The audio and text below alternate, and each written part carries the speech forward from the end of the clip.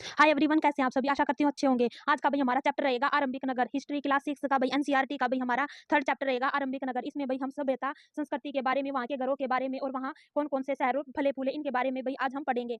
देखते हैं भाई पुराने भवन का संरक्षण। जसपाल और हरप्रीत क्या है भाई अपने घर के पास खेल रहे थे और वहाँ एक खंडर घर होता है जिसे क्या कहते हैं भाई बच्चे भूतिया घर कहते हैं। वहाँ एक ने कहा कि इसकी वास्तुकला को देखो। क्या अभी वो खंडर घर इतना पुराना था कि एक ने कहा कि इसकी वास्तुकला को देखो, यह घर कितना सुंदर है। दूसरी महिला ने कहा कि हमें मंत्री जी को पत्र लिखकर कहना चाहिए कि इस खूबसूरत घर को सुरक्षित रखने के लिए भाई इसकी मरम्मत करनी चाहिए। यह सब सुनकर जो जसपाल और हरप्रीत सोचने लगे कि इस पुराने खंडरों से लोगों का इतना लगाव क्यों है, क्योंकि भाई वो इतना पुराना हो चुका था, खंडर बन चुका था। फिर ये सोच रहे हैं कि इतना पुराना होने के बावजूद भी ये इसको इतना सुंदर क्यों कह रहे हैं, क्योंकि भाई वो बहुत साल पुराना था। क्या है भाई हड़प्पा हड़प्पा की कहानी को देखते हैं भाई हम। अक्सर पुरानी इमारतें अपनी कहानी बताती है। क्या है भाई अक्सर पुरानी जो इमारतें होती हैं अपनी कहानी बताती है। क्या भाई लगभग 150 साल पहले जब पंजाब में पहली बार रेलवे लाइन बिछाई जा रही थी, तो इस काम में जुटे इंजीनियरों को अचानक क्या मिला भाई, हड़प्पा पूरा स्थल मिला, जो क्या है भाई आधुनिक पाकिस्तान में है। उन्होंने सोचा कि यह एक ऐसा खंडर है जहाँ से अच्छी ईंटें मिलेंगी। उसने सोचा कि एक खंडर है भाई और वहां से इन्होंने सोचा कि ठीक है अच्छी ईंटें मिलेंगी, और उसने क्या किया भाई हड़प्पा के खंडरों से हजारों ईंटें उखाड़ कर ले गए,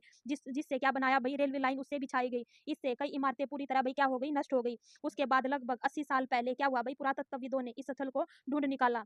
तब क्या हुआ भाई, तब पता चला कि यह खंडर क्या है, उपमहाद्वीप के सबसे पुराने शहरों में से एक है। चूंकि इस नगर की खोज सबसे पहले हुई थी, इसलिए बाद में मिलने वाले जितने भी भाई पूरा स्थल हुए हैं, जो इमारतें और चीजें मिली हैं, उनको क्या कहा गया भाई, हड़प्पा सभ्यता की इमारतें कहा गया। इन शहरों का जो निर्माण लगभग कितने साल पहले भाई, 4700 साल पहले। एक एक लाइन से एक नंबर बनने की पूरी संभावना रहती है भाई, एक भी लाइन को इसमें से मिस मत करना। बाकी चैप्टर में से हम कुछ-कुछ छोड़ सकते हैं भई, लेकिन ये लेसन ऐसा है, यहाँ से कोई भी लाइन ऐसी हो सकती है जो आपके पेपर में आ सकती है। के टाइम पर इनको लिखा था और एग्ज़ाम को क्रैक करने में भई काफ़ी मदद मिलती है। आप भी क्या करना भई, आप भी ऐसे ही की पॉइंट ब्रैकेट में लिख सकते हैं। देखते हैं भई सिंधु घाटी सभ्यता के लोग माप के बारे में कैसे जानते थे? कैसे जानते थे भई? हाथी दाँत का वहाँ से क्या मिला है? पैमाना मिला है। ईंट मिली है भई, क्या है भई? पकी हुई ईंटें और उनका साइज़ बता रखा भई 4 टू 1। देखते हैं भई चाँदी के बारे में लोग कैसे जानते थे भई? चाँदी के बारे में कैसे जानते थे? मोहनजोदाड़ो से क्या मिला भई? चाँदी के फूलदान का टुकड़ा मिला है। इसलिए वहाँ के लोग क्या जानते थे भई, चाँदी के बारे में जानते थे। एक-एक पॉइंट से भई एक-एक क्वेश्चन बनने की पूरी संभावना रहती है। देखते हैं भई ये नगर कहाँ है भई, आधुनिक पाकिस्तान के पंजाब, सिंध प्रांतों, भारत के गुजरात, राजस्थान, हरियाणा और पंजाब प्रांतों में मिले हैं। क्या भई इन सभी स्थलों से पुरातत्वविदों को अनोखी वस्तुएँ मिली हैं, जैसे मिट्टी के लाल बर्तन मिले हैं, जिस पर क्या है भई काले रंग के चित्र बने हैं, पत्थर के बाट मिले हैं, मोहरें मिली हैं, मनके मिले हैं, तांबे के उपकरण मिले हैं, पत्थर के लंबे क्या मिले हैं भई, ब्लेड मिले हैं, जिनसे क्या भई हमें उनके बारे में जानकारी मिलती है। और ये कहाँ पर है भई हड़प्पा, आधुनिक पाकिस्तान में बसा बसा था भई ये पुराने टाइम में। इन नगरों की विशेषता क्या थी भई? इन नगरों में से कई को 2 या उससे ज़्यादा हिस्सों में विभाजित किया गया था। क्या है भई? 2 या 2 से अधिक क्या है भई हिस्सों में इसको, इन नगरों को विभाजित किया गया था। प्राय पश्चिमी भाग क्या था भई? छोटा था। ये भई इम्पोर्टेंट रहेगा, क्या रहेगा भई? ये इम्पोर्टेंट रहेगा, इसको अच्छे से देखना। प्राय पश्चिमी भाग क्या था भई? पश्चिमी भाग छोटा था, लेकिन ऊँचाई पर बना था। लेकिन पूर्वी हिस्सा क्या था भई? बड़ा था, लेकिन यह निचले इलाके में था। ऊँचाई वाले भाग को पुरातत्वविदों ने क्या कहा भई? नगर दुर्ग कहा, और निचले हिस्से को क्या कहा भई? निचला नगर कहा। क्या है भई जो ऊँचा नगर नगर दुर्ग कहा, उसमें भई क्या थे भई बड़े लोग रहते थे, इसलिए वो क्या था भई ऊँचाई पर बना था। और नीचे पूर्वी भाग पर भई क्या था भई, वो निचले इलाके में था, वहाँ पर आम जनता रहती होगी, इसलिए इसको क्या भई निचले हिस्से पर बनाया गया था। निचले हिस्से को निचला नगर कहा गया। दोनों हिस्सों की चारदीवारियाँ क्या थी भई, पक्की ईंटों की बनाई गई थी। इनकी ईंटें इतनी अच्छी पकी थी कि हजारों सालों बाद आज तक इनकी दीवारें खड़ी रही। क्या भई दीवारें बनाने के लिए ईंटों की जो चिकनाई थी इस तरह करते थे, जिससे कि दीवारें क्या रहे भई खूब मजबूत रहे।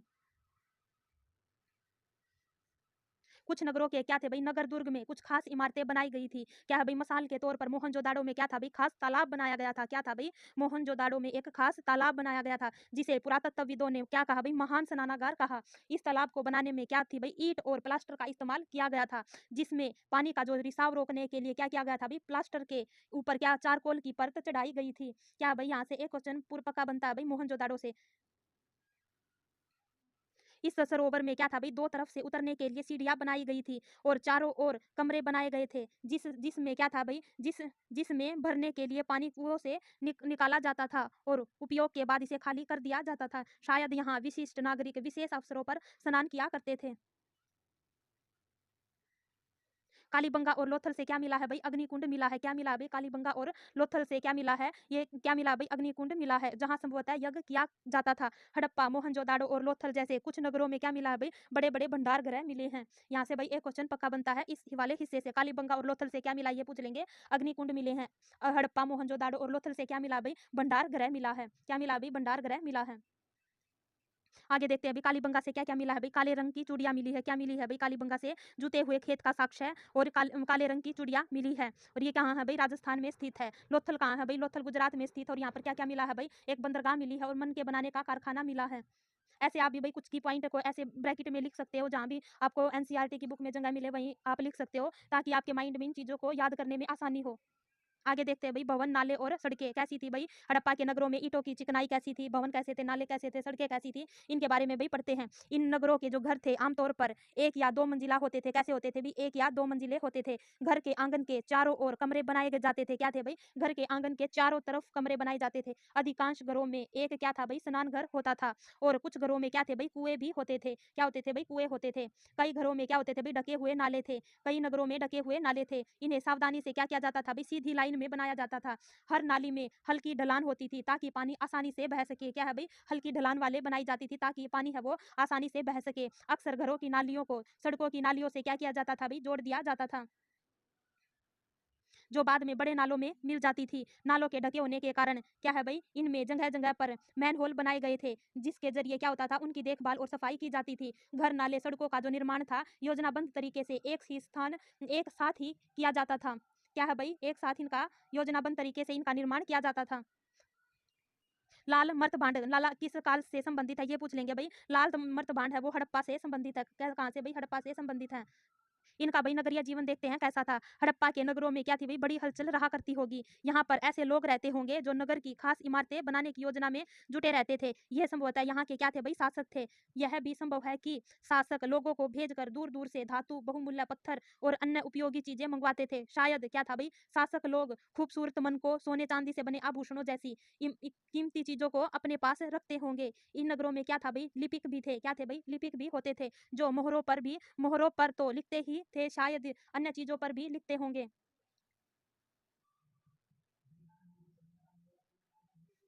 इनके अलावा नगरों में क्या थे भाई? शिल्पकार थे। क्या थे भाई? शिल्पकार थे। स्त्री और पुरुष रहते थे, जो अपने घरों और किसी उद्योग स्थल पर तरह-तरह की चीज़ें बनाते होंगे। लोग लंबी यात्राएँ भी करते थे और वहाँ से उपयोगी वस्तुएँ लाते थे। साथ ही लाते थे सुंदर देशों की किस्से और कहानियाँ। मिट्टी से बने कई खिलौने भी मिले हैं, जिससे बच्चे क्या होंगे भाई? खेलते होंगे। आगे देखते हैं भाई। सबसे ऊपर क्या है भाई? मोहनजोदाड़ो की एक सड़क और उससे बना नाला। ऊपर एक कुआँ। क्या था भाई? नाला, कुआँ। बाईं और नीचे हड़प्पा की एक मोहर मोहर दिखाई गई है भाई। इस मोहर के ऊपर के चिन्ह के एक खास लिपि से बना है। क्या है भाई? मोहर के ऊपर के जो चिन्ह है वो एक खास लिपि में है। उपमहाद्वीप में पाए गए जो लेखन का यह प्राचीनतम उदाहरण है। विद्वानों ने इसे पढ़ने की कोशिश की है, लेकिन अभी तक यह पता नहीं चल पाया है कि इसका जो अर्थ क्या है। दाईं और नीचे पक्की ईंट के खिलौने मिले हैं। क्या है भाई? पक्की ईंट के खिलौने मिले हैं। मुहर मिली है, खिलौने मिले हैं भई, नाला बना हुआ मिला है, सड़क बनी हुई मिली है भई, ये सभी चीज़ें हमें याद रखनी है। सिंधु घाटी सभ्यता का आकार पूछ लेते हैं भई, कैसा था? त्रिभुजाकार था। सिंधु घाटी सभ्यता में क्या थे भई? भंडार गृह मिले हैं। क्या अभी हड़प्पा, मोहनजोदाड़ो और लोथल से क्या है भई? मोहनजोदाड़ो, हड़प्पा और लोथल से सिंधु घाटी सभ्यता में क्या मिले हैं भई? भंडार गृह मिले हैं। आगे देखते हैं भी नगर और अन्य शिल्प क्या है भाई? कुछ अन्य शिल्प कलाएँ हैं, उनके बारे में देखते हैं। आओ अब कुछ ऐसी चीज़ों के बारे में अध्ययन करें जो हड़प्पा के नगरों से प्राप्त हुई हैं। कौन-कौन सी ऐसी चीज़ें हैं भाई? पुरातत्वविदों को जो चीज़ें वहाँ से मिली हैं, उनमें अधिकतर क्या है भाई? पत्थर, शंख, तांबे, काँसे, सोने और चांदी जैसी धातुओं से बनाई गई थी। क्या है भाई? ऐसी वस्तुएँ मिली हैं जो पत्थर से, शंख से, तांबे से, काँसे से, सोने से और चांदी जैसे धातुओं से बनाई गई थी। तांबे और काँसे से औजार, हथियार, गहने, बर्तन बनाए जाते थे। सोने और चांदी से गहने और बर्तन बनाए जाते थे। यहाँ मिली सबसे आकर्षक वस्तुओं में मन के बाट और क्या मिले हैं भाई? फलक मिले हैं। मन के बाट और फलक। यहाँ से भाई एक क्वेश्चन बनने की आपकी पूरी संभावना रहती है। कहाँ से भाई? इस लाइन से, मन के बाट और फलक वाली लाइन से। ऊपर देखते हैं भी पत्थर के बाट देखो, इतने ध्यान से और उपयुक्त तरीके से इन बाटों को बनाया गया है। इन्हें चर्ट पत्थर से बनाया गया था। क्या कैसे पत्थर से भाई? चर्ट पत्थर से बनाया गया था। इन्हें शायद बहुमूल्य पत्थर और धातुओं को तोड़ने के लिए बनाया गया था। कैसे बनाया गया था भाई? बहुमूल्य पत्थर और धातुओं को तोड़ने के लिए। मध्य में बाएं क्या है भाई? मन के हैं। क्या है? मन के। इनमें से कई क्या है भाई?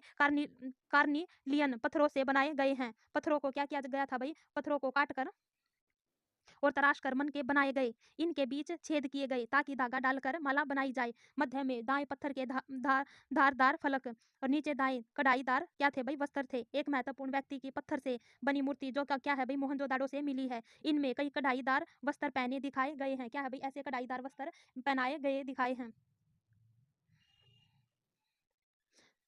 हड़प्पा सभ्यता के लोग पत्थर की मोहरें बनाते थे। कैसी भाई, पत्थर की मोहरें बनाते थे। इन आयताकार मोहरों पर सामान्य जानवरों के चित्र मिलते हैं। किस चीज के भाई, जानवरों के चित्र मिलते हैं। हड़प्पा सभ्यता के लोग काले रंग से डिजाइन किए हुए खूबसूरत लाल मिट्टी के बर्तन बनाते थे। कैसे भाई, लाल मिट्टी के बर्तन बनाते थे। संभवतः 7,000 साल पहले क्या था भाई, मेहरगढ़ में कपास की खेती होती थी। कहाँ से भाई, मेहरगढ़ में कपास की खेती होती थी। और कितने साल पहले भाई, 7,000 साल पहले। मोहनजोदाड़ो से क्या मिला है भाई, मोहनजोदाड़ो से कपड़े के टुकड़ों के अवशेष मिले हैं। चांदी के एक फूलदान के ढक्कन, कुछ अन्य तांबे की वस्तुएं से चिपके हुए मिले हैं। पक्की मिट्टी तथा फेयंस से बनी क्या मिली है भाई, तकलिया सूत कताई का संकेत देती हैं। फेयंस के बारे में पढ़ेंगे भाई हम आगे, क्या होता है फेयंस, उस यहाँ से भाई फेयंस के बारे में से भी एक क्वेश्चन पूछ लेते हैं। इनमें से अधिकांश वस्तुओं का निर्माण क्या है भाई, विशेषज्ञों ने किया था। विशेषज्ञ उसे कहते हैं जो किसी खास चीज को बनाने के लिए खास प्रशिक्षण लेता है। जैसे पत्थर को तराशना, मन के चमकाना, फिर मोहरों पर क्या करना भाई, पचीकारी करना आदि। मूर्ति का चेहरा कितने आकर्षक ढंग से बनाया गया और उनकी दाढ़ी इतनी अच्छी तरह से दर्शाई गई कि यह किसी विशेषज्ञ मूर्तिकार का ही काम हो सकता है। पृष्ठ क्या है भाई, 28 पर ऐसा चित्र बनाया गया है। क्या है भाई, पृष्ठ 28 को हम देखते हैं। देखो भाई, ये है ये वाला, कितनी भाई अच्छी कलाकारी की गई है इसमें। और ये क्या है भाई, किसी खास विशेषज्ञ ने इसको बनाया है। हर व्यक्ति क्या है भाई, विशेषज्ञ नहीं हो सकता था। हमें यह पता नहीं है कि क्या सिर्फ पुरुष ही ऐसे कामों में प्रशिक्षण हासिल करते थे या फिर महिलाएं महिलाएं ही। शायद कुछ महिलाएं और पुरुष दोनों ही इस काम में दक्ष थे। क्या थे भाई, पुरुष भी और महिलाएं भी इस काम में दक्ष थी। फेयंस के बारे में पढ़ते हैं भाई। फेयंस क्या होता है, पत्थर और शंख। क्या है भाई, पत्थर और शंख प्राकृतिक तौर पर पाए जाते हैं, लेकिन फेयंस को कृत्रिम रूप से तैयार किया जाता है। क्या भाई, कृत्रिम रूप से तैयार किया जाता है। बालू या स्फटिक, क्या है भाई, स्फटिक पत्थर के चूर्ण को गोंद में मिलाकर उसे वस्तुएं बनाई जाती थी। उसके बाद उन वस्तुओं पर एक एक चिकनी परत चढ़ाई जाती थी। इस चिकनी परत के रंग क्या थे भाई, प्राय नीले और हल्के समुद्री गहरे होते थे। क्या भाई, कौन कौन से रंग होते थे, नीले और हल्के समुद्री रंग के होते थे। फेयंस से क्या क्या बनाया जाता था भाई, मन के चूड़ियां, बाले और छोटे बर्तन बनाए जाते थे। और ये क्या है भाई, एक कृत्रिम रूप से तैयार किया जाता था। कच्चे माल की खोज में देखते हैं भी, कच्चा माल उन पदार्थों को कहते हैं जो या तो प्राकृतिक रूप से मिलते हैं या फिर किसान पशुपालक उनका उत्पादन करते हैं। जैसे लकड़ी या धातुओं के अयस्क प्राकृतिक रूप से उपलब्ध कच्चे माल हैं। क्या है भाई, अयस्क प्राकृतिक रूप से क्या है भाई, उपलब्ध कच्चे माल हैं। इनसे क्या है भाई, फिर कई तरह की चीजें बनाई जाती हैं। मिसाल के तौर पर किसानों द्वारा पैदा किए गए कपास को कच्चा माल कहते हैं। किसको भाई, कपास को कच्चा माल कहते हैं, जिसके बाद से कताई और बुनाई करके कपड़ा तैयार किया जाता है। हड़प्पा में लोगों को कई चीजें वहां से मिली थी। क्या है भाई, हड़प्पा में लोगों को कई चीजें ऐसी मिली थी, लेकिन तांबा, लोहा, सोना, चांदी और बहुमूल्य पत्थरों जैसे पदार्थों का वे दूर दूर से आयात करते थे। आगे देखते हैं भाई, आगे इसमें क्या है। हड़प्पा के लोग क्या करते भाई, तांबे का आयात कहाँ से करते थे, संभवतः आज के राजस्थान से। कहाँ से भाई, राजस्थान से तांबे का आयात करते थे हड़प्पा के लोग। यहाँ तक कि पश्चिमी क्या है भाई, पश्चिम एशियाई देश ओमान से भी तांबे का आयात किया जाता था। तांबे का आयात कहाँ कहाँ से किया जाता था भाई, राजस्थान और ओमान से। कासा बनाने के लिए तांबे के साथ मिलाई जाने वाली वस्तु टीन का आयात कहाँ से करते थे भाई, आधुनिक ईरान और अफगानिस्तान से किया जाता था। सोने का आयात कहाँ से करते थे भाई, आधुनिक कर्नाटक और बहुमूल्य पत्थर का आयात गुजरात, ईरान और अफगानिस्तान से किया जाता था। आप एक काम कर ला भाई, एक तरफ वस्तुएं लिख लेना, एक तरफ उसके देशों के नाम लिख लेना, और यहाँ से भाई एक क्वेश्चन आपका पक्का मिलता है।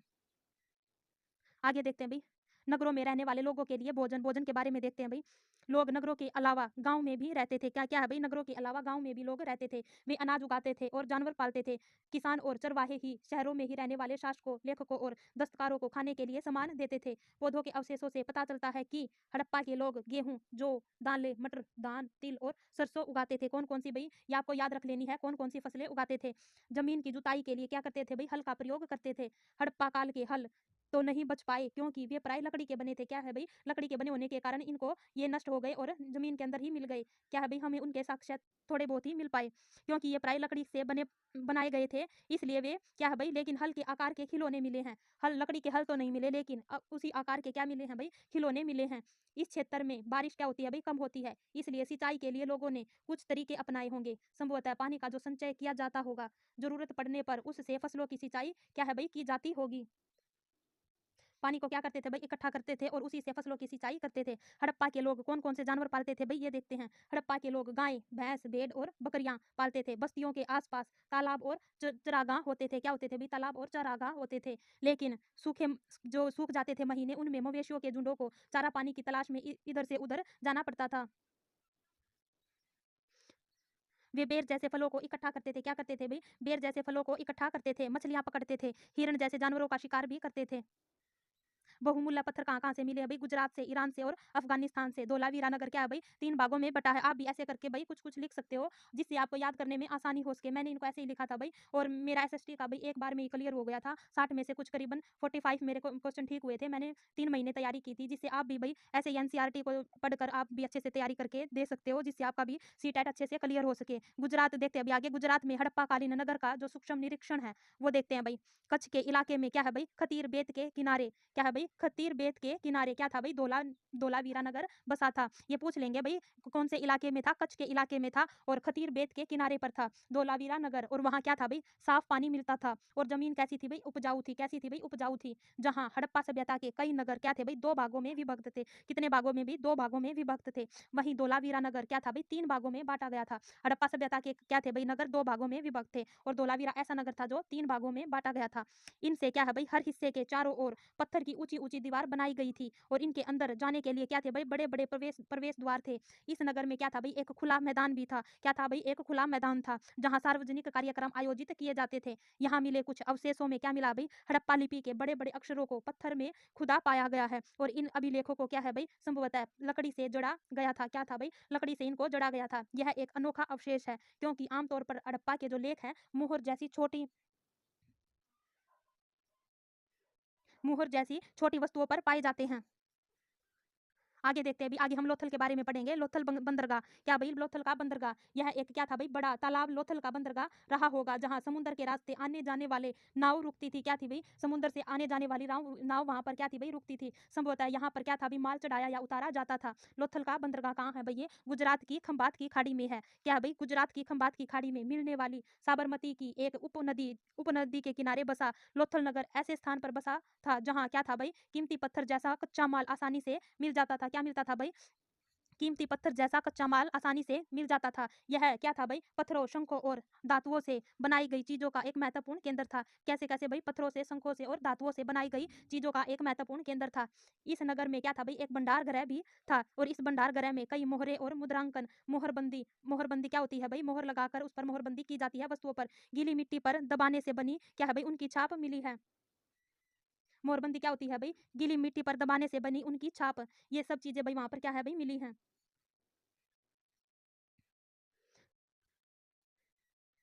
यहाँ पर एक इमारत मिली है, जहाँ संभवतः क्या था भाई, मन के बनाने का काम होता था। पत्थर के टुकड़े क्या है भाई, पत्थर के टुकड़े, अध बने मन के बनाने वाले उपकरण आदि तैयार मन के भी यहाँ मिले हैं।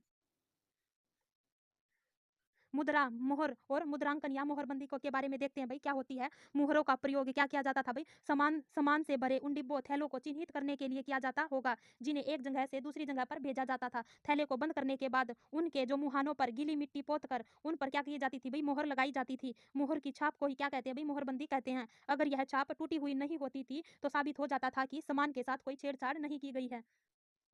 इसी को क्या कहते हैं भाई, मोहरबंदी कहते हैं। सभ्यता का अंत कैसे हुआ भाई, इसके बारे में हम पढ़ते हैं। लगभग 3900 साल पहले एक बड़ा बदलाव देखने को मिला। 3900 साल पहले एक बहुत बड़ा बदलाव देखने को मिलता है। अचानक लोगों ने इन नगर को छोड़ दिया। क्यों छोड़ दिया भाई, आगे देखते हैं। लेखन, मोहर और बाटों का प्रयोग बंद हो गया। क्या भाई, लेखन का, मोहर का और बाटों का प्रयोग बंद हो गया। दूर दूर से कच्चे माल का आयात काफी कम हो गया। मोहनजोदाड़ो में सड़क पर क्या भाई, कचरे के ढेर बनने लगे। जल निकास प्रणाली नष्ट हो गई और सड़कों पर ही क्या गई भाई, झुग्गीनुमा घर बनाए जाने लगे। यह सब क्यों हुआ, कुछ पता नहीं। क्या है भाई, ये सब कुछ क्यों हुआ, कैसे हुआ, कुछ भी पता नहीं है। कुछ विद्वानों का कहना था कि नदियां सूख गई। क्या है भाई, पहला कारण क्या था, नदियां सूख गई। यह यह क्या था भाई, इसका कहना यह है कि जंगलों का विनाश हो गया था। नदियां सूख गई, जंगलों का विनाश हो गया। इसका कारण यह हो सकता है कि ईंटें पकाने के लिए ईंधन की जरूरत पड़ती थी और इसके अलावा मवेशियों के बड़े बड़े झुंडों से चरागाह और घास वाले मैदान समाप्त हो गए। घास वाले मैदान समाप्त हो गए, जंगलों का विनाश हो गया, नदियां सूख गई, कुछ इलाकों में क्या गई, बाढ़। बाढ़ भी एक कारण बना, लेकिन इन कारणों से यह स्पष्ट नहीं हो पाया कि सभी नगरों का अंत कैसे हो गया।